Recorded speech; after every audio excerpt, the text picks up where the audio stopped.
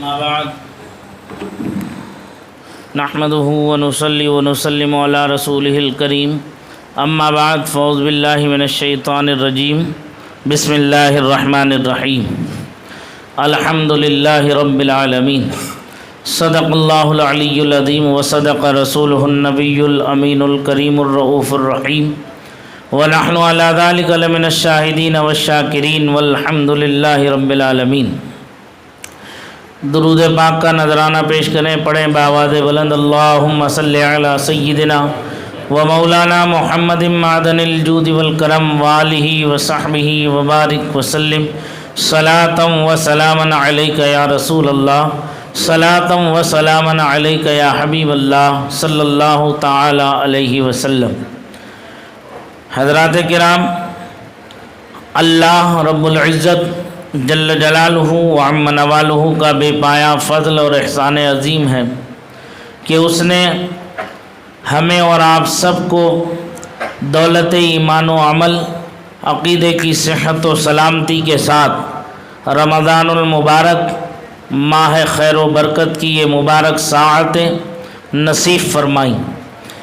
ہم اپنے مولا کا جتنا بھی شکر ادا کریں کم ہے کہ وہ کریم رؤوف الرحیم ہم گناہگاروں کے حال پر رحم فرما رہا ہے اور کرم پر کرم فرما رہا ہے کہ اس نے ہمیں سعادت بخشی کہ ہم نماز پنجگانہ با جماعت ادا کریں اور تراویح میں قرآن کریم کو سماعت کریں۔ یہ اس کے کرم کی بات ہے کہ اس نے ہمیں یہ توفیق خیر عطا فرمائی۔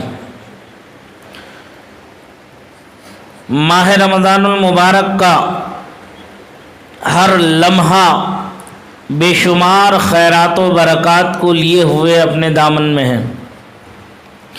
اب یہ اپنا اپنا نصیبہ ہے کہ ہم اس رحمت و انوار کی بارش میں کتنا ہم نہاتے ہیں اور اپنے دامنوں کو کتنا ہم بھرتے ہیں، یہ اب ہمارے اوپر ہے۔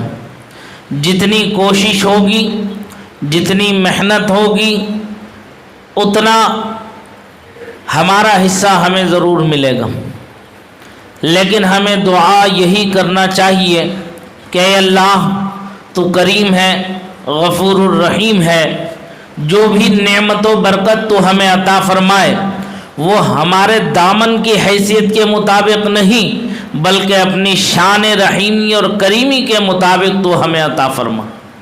یقیناً ہمارے دامن تنگ ہے لیکن تیری رحمت وسیع ہے، اپنی وسیع رحمت کے تصدق و طفیل ہمارے دامن کو گوہر مراد سے پر فرما۔ ہم نے کل پہلی تراویح رب کے فضل و کرم سے پڑھ لی، جس میں تلاوت میں سب سے پہلی سورت سورہ فاتحہ اور اس کے ساتھ سورہ بقرہ کے چند حصص کو پڑھا۔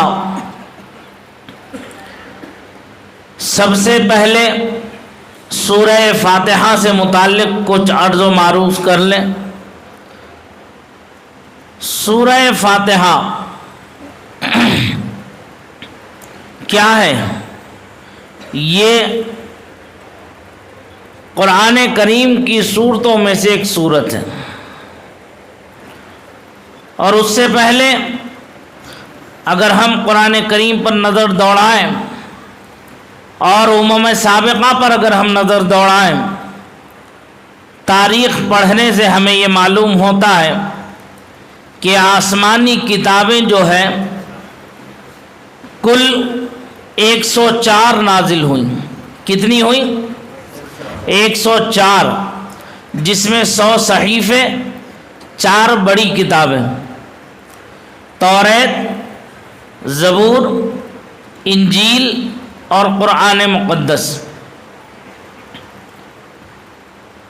امیر المومنین سیدنا حضرت علی کرم اللہ تعالی وجہ الکریم ارشاد فرماتے ہیں اللہ تبارک و تعالی نے جو کچھ رحمت و انوار و تجلیات، اسرار و رموز 100 صحائف میں رکھے تھے اللہ تعالیٰ نے، وہ ان سب کو جمع فرما دیا 3 بڑی کتابوں میں، توریت، زبور، انجیل۔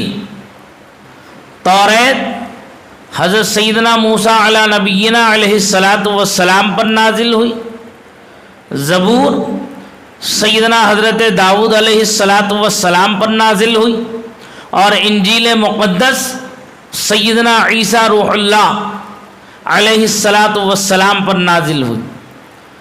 جو کچھ اسرار و رموز و حکم ان 3 کتابوں میں پروردگار نے جمع فرمائے، اس سب کو جو ہے قرآن مقدس کے 30 پاروں میں پروردگار نے جمع فرما دی۔ مولائے کائنات فرماتے ہیں جو کچھ اسرار و رموز و حکم پروردگار عالم نے قرآن کے 30 پاروں میں جمع فرمائے تھے، اس سب کے سب کو الحمد شریف سورہ فاتحہ میں جمع فرما دیا۔ اور ارشاد فرماتے ہیں جو کچھ اسرار و رموز و حکم اللہ وحدہ لا شریک نے سورہ فاتحہ میں جمع فرمایا، وہ بسم اللہ کی با کے نقطے میں جمع فرما دی۔ اور حضرت امیر المومنین ارشاد فرماتے ہیں انا النقطہ، وہ نقطہ میں ہوں۔ فرماتے ہیں سورہ فاتحہ کی تفسیر میں لکھنے پر آ جاؤں تو میرے لکھے کو 70 اونٹ نہیں اٹھا پائیں گے، اتنا سورہ فاتحہ کی تفسیر پر لکھ دوں گا میں۔ سورہ فاتحہ کے بے شمار نام ہیں، شارحین نے تقریباً 25 نام گنائے ہیں، جس میں اس کا نام ام الکتاب بھی ہے، ام القرآن بھی ہے، سورہ فاتحہ بھی ہے، شافیہ بھی ہے، وافیہ بھی ہے، کافیہ بھی ہے، بے شمار نام، تقریباً 25 نام سورہ فاتحہ کے گنائے ہیں۔ قرآن کریم پر اگر ہم نظر ڈالتے ہیں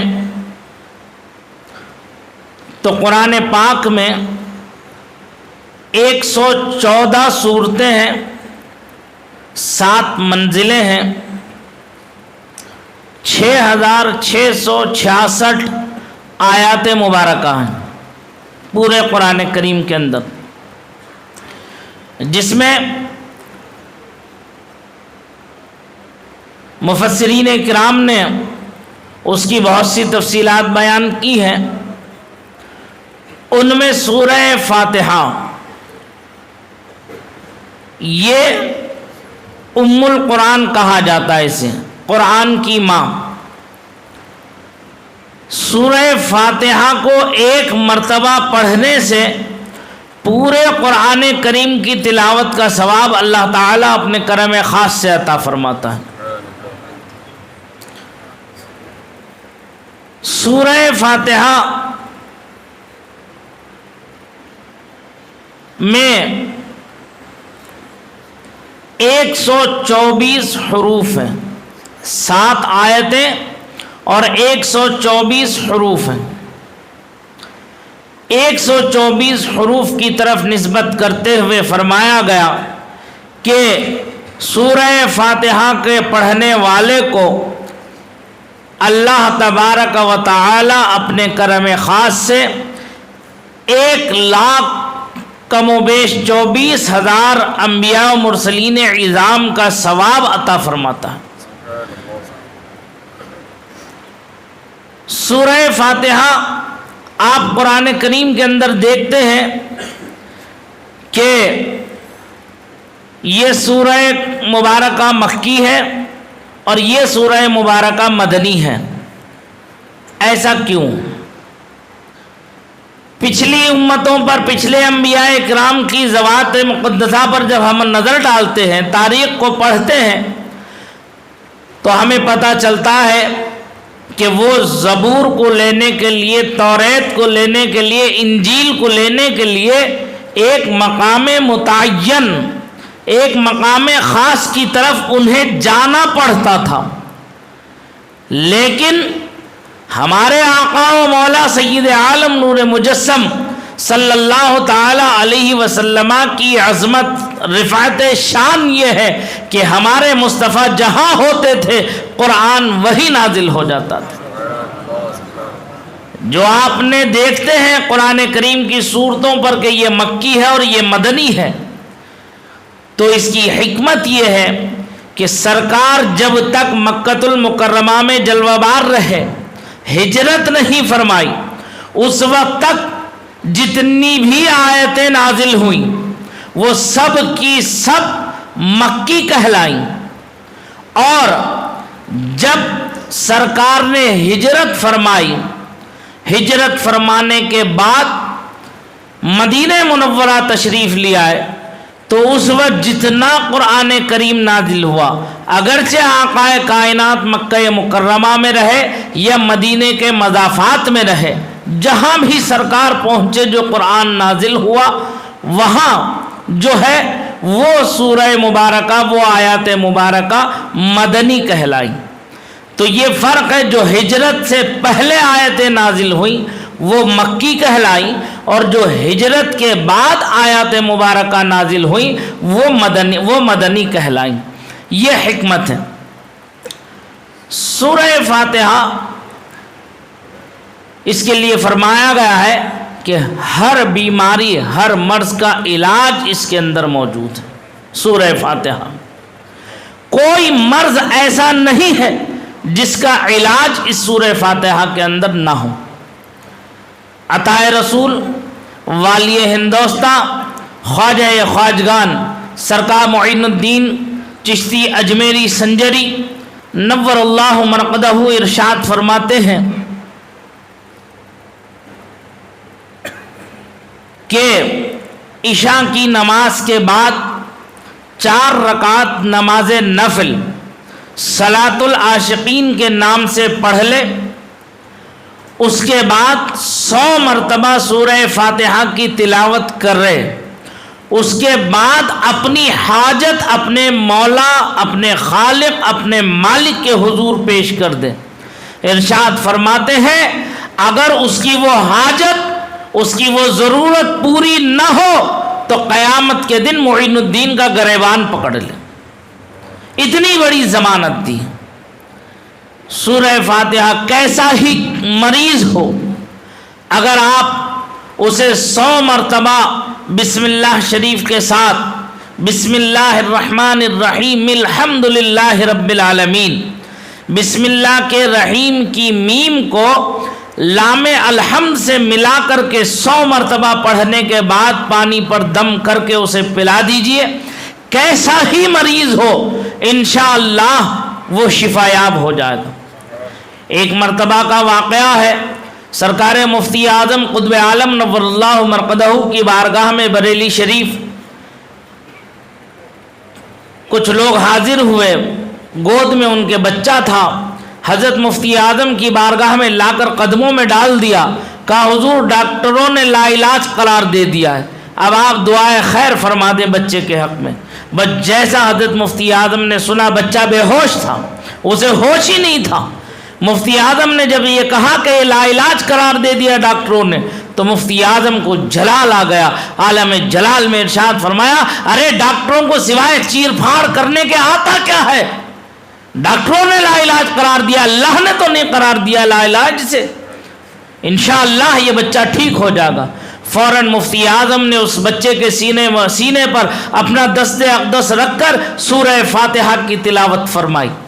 بس 7 مرتبہ سورہ فاتحہ پڑھ کر کے اس بچے پر دم کیا تھا کہ فوراً اس بچے کے اندر حرکت پیدا ہو گئی۔ اللہ نے حضرت کے تصدق اور سورہ فاتحہ کی برکت سے اس بچے کو شفایابی عطا فرما دی۔